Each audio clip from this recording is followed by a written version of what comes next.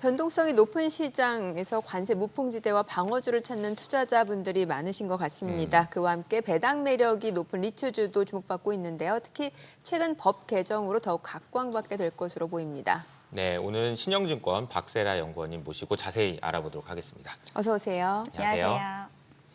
최근에 이제 국회 본회의에서 부동산 투자 외에 개발, 운영까지 할 수 있도록 하는 프로젝트 리츠, 그리고 지역 주민한테 리츠주 청약 자격을 우선으로 부여하는 지역 상생 리츠, 뭐 이런 것들을 포함해가지고 부동산 투자 회사법이 통과됐다고 하는데 이게 이제 중요한 법인 것 같거든요. 이 법안과 관련된 내용들을 좀 먼저 소개를 해주시면 좋을 것 같습니다. 네, 쉽게 말해서 지금 부실 PF 문제가 워낙 크다 보니까 우리가 무언가 개발 사업을 할 때 자본 대비 너무 과도한 부채를 일으키지 말자. 그럴 때 현재 업계에서는 PFV 형태로 가장 많이 개발 방식을 하고 있는데 이 PFV 말고 리츠라는 영속적인 투자 기구를 통해서 우리가 자본을 많이 넣고 자본 대비 차입 비율은 조금 제한적으로 관리를 하면서 투명하고 또 영속적으로 관리를 하자. 이런 식으로 이제 개발을 하자라는 차원에서 프로젝트 리츠가 현재 추진이 되고 있고 최근에 법 개정도 진행이 된 부분입니다.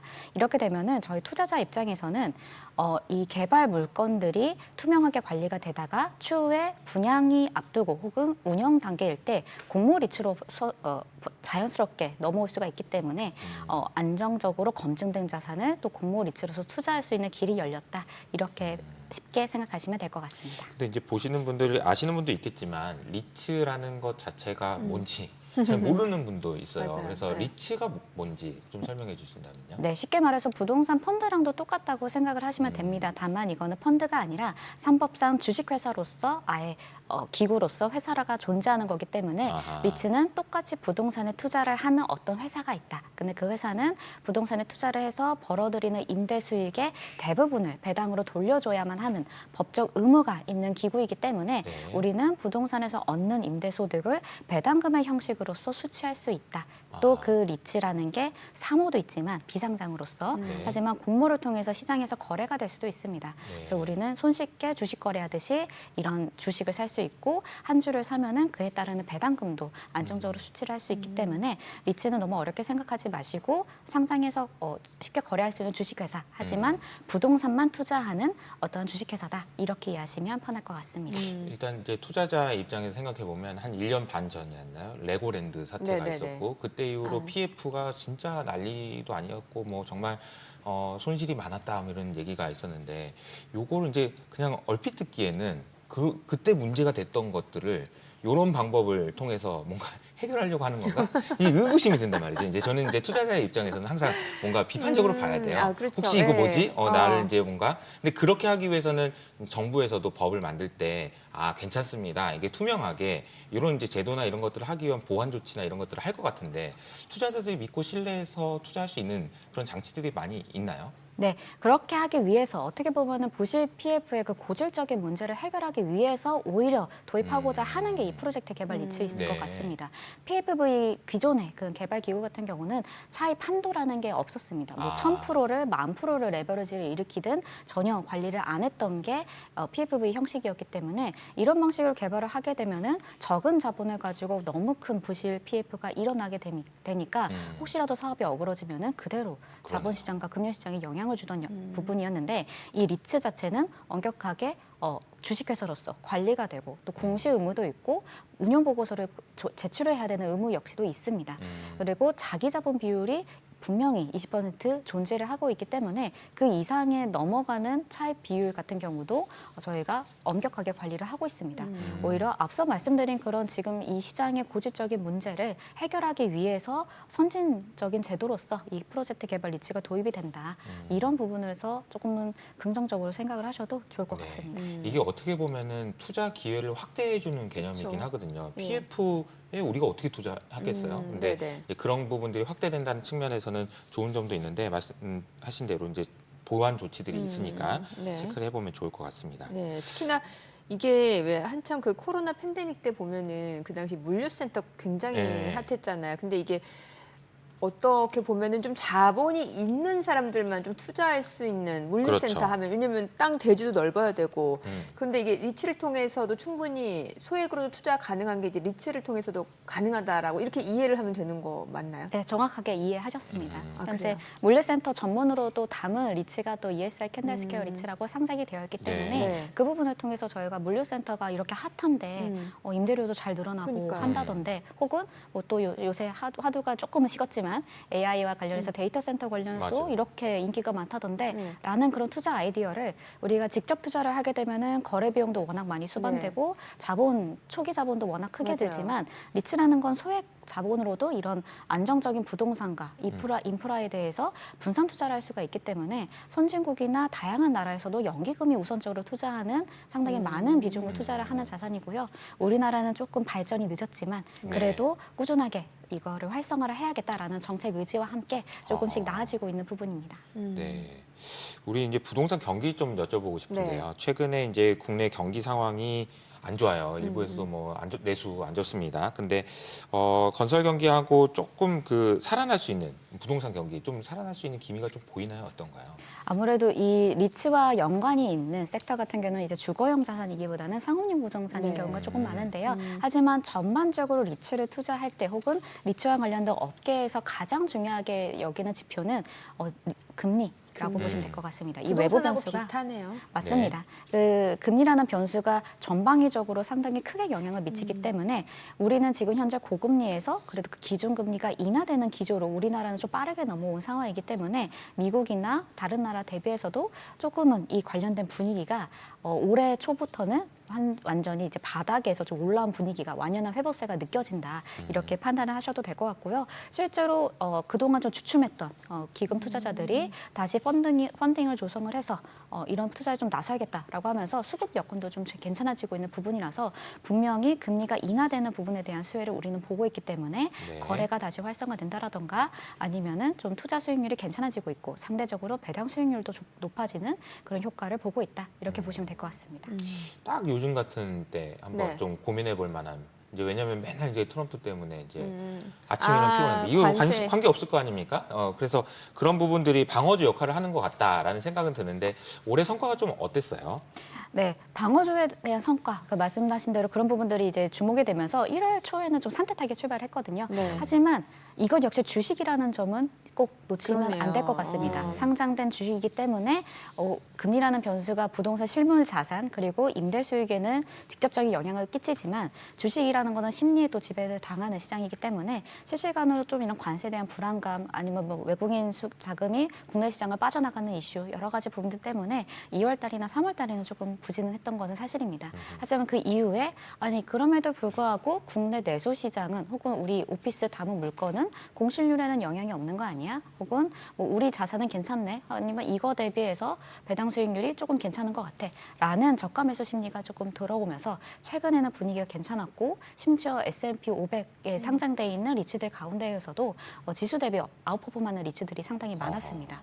그래서 리츠 주 자체가 갖는 그런 대체 자산으로서의 안정성이 최근에 더 부각을 받고 있다. 그래서 변동성이 없을 수는 없지만 대비해서는 상당히 적고 양호한 퍼포먼스를 지금 기록을 하고 있다. 판단하시면 될 것 같습니다. 근데 리츠주가 배당 의무가 있다는 거 이것도 좀 설명을 해주세요. 네, 리츠주는 법적으로 배당 가능 이익의 90% 이상을 배당을 해야 하고 그럴 경우에는 법인세 감면 효과를 받게 됩니다. 그래서 안 할 수가 없고 해야만 하는 이슈가 있는 거고요. 그래서 이 회사는 투명하죠. 임대 수익을 얼마 벌었고 네. 올해 뭐 관련된 이자 비용 지출이 얼마가 나왔기 때문에 배당 가능 이익이 얼마가 있다. 그 가운데 거의 대부분을 배당금을 지급을 한다라는 부분에서 배당금을 상당히 투명하게 시장과 공유하는 게 제일 중요한 포인트이고 그렇기 때문에 투자자 입장에서도 사실 주가라는 측면도 상당히 중요하지만 결국 내가 캐시플로우에 좀 관심이 있는 사람이라면 내가 이번 결산기에는 배당금을 얼마를 받을 수 있지 이런 포인트로 접근하시는 것이 리츠라는 자산을 투자할 때 조금 중장기적인 관점에서 투자하신다면은 가장 바람직한 투자 접근법일 수 있을 것 같습니다. 네, 번 돈의 90% 이상은 필수적으로 배당을 해줘야 된다. 이게 보통 우리나라에 있는 상장 기업들이 배당 성향이 대략 한 20% 정도밖에 안 돼요.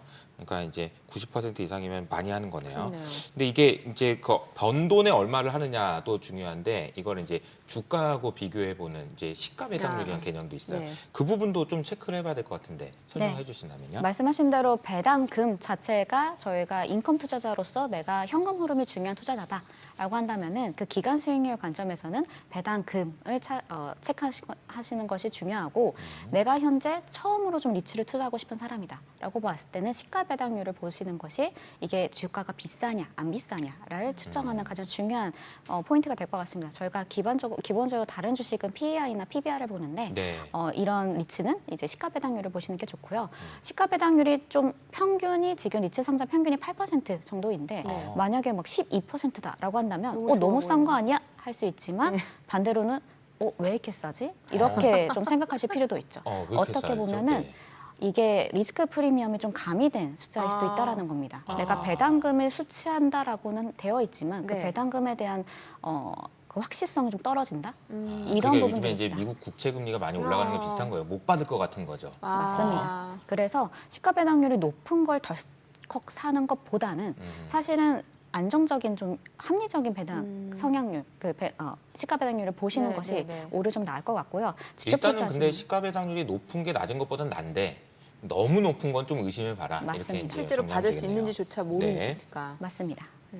뭔가 그 채권에서 보면은 정크본드 그렇죠. 엄청나잖아요. 근데 이게 사실은 그 수익률이 혹해서 들어가도 그렇게 못 받을 수 있는 거고. 네. 네. 그렇게 계속 생각합니다. 이제 의심을 해봐야 되는 거죠. 투자할 네. 때는. 네. 그 이제 리츠에 직접 투자하는 방법도 있고 또 ETF를 통한 간접 투자도 있을 것 같은데요.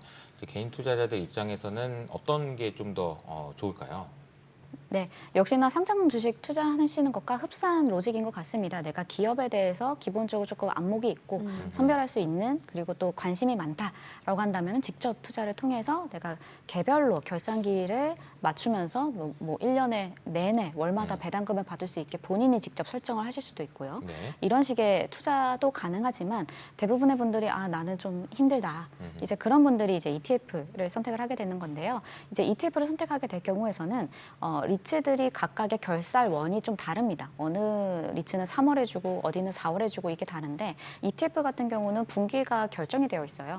그래서 배당금을 분배받는 지급 시기가 결정이 되어 있습니다. 네. 그런 차원에서 현금 흐름이 중요한 투자자라면은 ETF가 언제 분배금을 나눠주는지를 좀 체크를 해봐야 된다라는 네. 포인트를 좀 보셔야 될 것 같고요. 아무래도 ETF가 조금 더 외부 변수, 특히 금리라는 변수에 자동적으로 연동이 되는 포인트, 그 노출도가 조금 더 높다라고 보시면 될 것 같기 때문에 그 두 차이를 아신다면은 직접 투자와 ETF에 대한 그 투자 방법을 선택하실 수 있을 것 같습니다. 네. 지금 화면에 나오는 저 ETF 두 개 조금 비교 좀 해주세요. 네, 우리나라에서 대표적으로 상장이 되어 있는 ETF라고 보시면 될 것 같고요. 지금 타이거 리츠 ETF가 워낙 또 시총이 크고 오래된 이제 ETF이기 때문에 가장 많이 있는데 사실 보시면은 편입 종목의 비중이 사실 그렇게 크게 차이는 나지 않습니다. 그러네요. 제가 직접 투자할 때도 추천드리는 부분이 없지 않아 있는데 좀 시가총액 상위에 지금 리츠들이 저 앞에 보시는 리츠들이 있거든요. 맥커리 인프라 이제 부동산 펀드라서 약간은 다르지만 그것도 이제 리츠 인프라 ETF는 편입 가능한 자산이기 때문에 지금 현재 들어가 있고요. 시가총액 상위 종목일수록 이런 패시브 자금의 수급도 긍정적인 효과를 주고 실질적으로 좀 AUM 자체가 큰 자산의 가능성이 높아서 그 부분이 가장 인정을 받는 그런 리츠라고 볼 수 있다. 안정적인 투자처로 볼 수 있다. 생각하시면 될 것 같습니다. 네. 요즘 이제 AI 시대이기 때문에 데이터 센터 맞아요. 인프라에 대한 관심이 굉장히 많은데요. 미국의 데이터 센터 리츠주들은 이제 실적이 좀 좋은 것 같아요. 근데 국내 리츠에서도 이게 수혜를 받을 수 있는 게 있어요? 아직은 없습니다. 없나요? 네, 네. 이게 데이터 센터가 현재 인프라 산업 자산이기 때문에 네. 이제 부동산 실물 자산을 투자하는 방법에 아직은 열려 있지는 않다라고 보시면 될 것 같습니다. 아하. 그래서 이제 맥커리 인프라가 부동산 펀드로서 지금 현재 하남 데이터 센터를 처음으로 편입한 사례가 되는 거고요. 네. 그래서 이런 부분들을 또 개정을 시행을 하고 있고 향후에 이제 데이터 센터를 리츠가 편입할 수 있는 방향으로 현재 개정 좀 진행이 되고 있는 상황이 있습니다. 어쨌든 국내에서도 데이터 센터는 똑같은 이슈로서 가장 관심이 많을 것 같고요. 아무래도 데이터 자체가 워낙 수요가 커지는 부분들이 있고 또 이건 없는 레이턴시 때문에 국내에 꼭 필요하다라는 그 데이터의 특징이 있잖아요. 그 데이터 센터들이 사실은 건설이나 부동산 개발 업종에서 지금 먼저 가장 빠르게 핫한 섹터로 부각이 되고 있고 건설을 좀 많이 하려고 시도가 되고 있는 부분입니다. 이제 건설이 되고 나서 향후에 운영이 되는 시점에서 아마 상장 리츠들에서 이 데이터 센터를 편입을 해서 운영 수익에 따른 배당금이 안정적으로 들어오는 인프라 자산으로서 각광을 받을 수 있다 이렇게 보고 있고 장기 성장성도 상당히 좋다라고 생각을 하고 있습니다.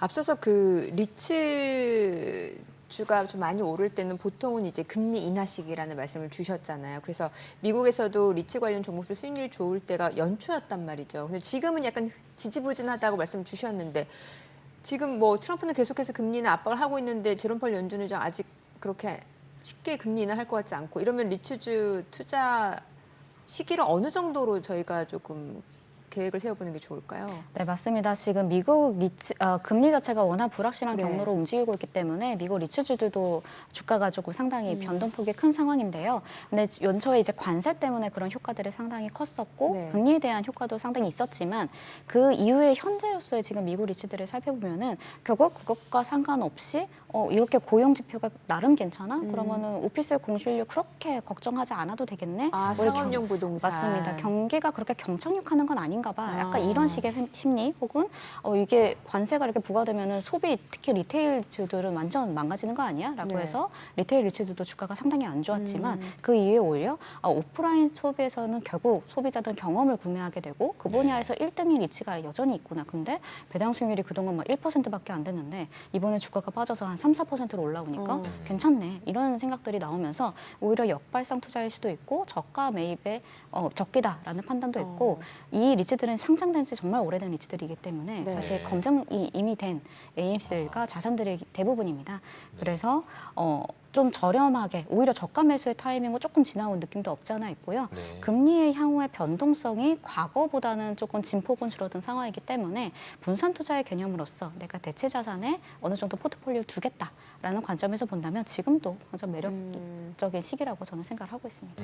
리츠 투자는 이제 아무래도 말씀 들어보면 채권 투자랑 좀 비슷한 면이 좀 있는 것 같아요. 이제 배당을 좀 꼬박꼬박 준다는 점이나 그렇죠. 그리고 이제 금리의 영향을 받는다는 점, 또 막 경기 침체 여부도 네네. 봐야 되고 막 이런 것들을 종합적으로 판단해야 되는 것이 상당히 좀 생소하신 분들한테는 어려울 수 있는 것 같은데 또 잘 활용만 하신다면은 아니 뭐 꼬마 빌딩 받아가지고 임대료 받으면서 난 노후를 즐기고 싶다 이런 분들한테도 참 좋은 거 아닌가 이런 생각이 들어서 마지막으로 이제 리츠 투자를 지금 이제 보시는 분들이 고민하고 계시는 분들한테 좀 조언을 해주신다면 어떤 조언을 해주실 수 있을까요? 네, 리츠 투자는 주식 말씀하신 것처럼 주식시장에 상장이 되어서 거래가 쉽게 가능하지만 채권의 성향을 상당히 많이 가지고 있습니다. 따라서 배당률 이런 그 쿠폰 레이트 같은 배당률에 너무 현혹되지 마시고 부동산 자산, 실물 자산에 대한 기본적인 이해도가 꼭 필요하다라는 관점으로 좀 접근하셨으면 좋겠고 또 투자 자체도 단기로는 저희가 배당금 받는 거 좀 어렵잖아요. 그래서 기간 수익률을 꼭 정해 보시고 내가 지금 현재 갖고 있는 자산의 몇 % 정도를 배분을 해서 한 1년 혹은 뭐 5년, 10년 동안 갖고 있으면 복리로 뭐 기간 수익률이 얼마나 되겠다. 이런 식의 관점으로서 좀 장기 투자를 하신다면은 충분히 내가 원하는 인컴 플로우를 만들어낼 수도 있고 결국에는 자본 수익률까지도 챙길 수 있는 그런 선순환이 만들어질 거라고 생각을 합니다. 대체 자산으로서 채권과 비슷한 하지만 주식이다라는 점을 꼭 잊지 마시고 유념하시고 리츠에 대해서도 꾸준한 관심을 가지시면 좋을 것 같습니다. 네. 오늘 내용 잘 들었습니다. 들었습니다. 고맙습니다. 네.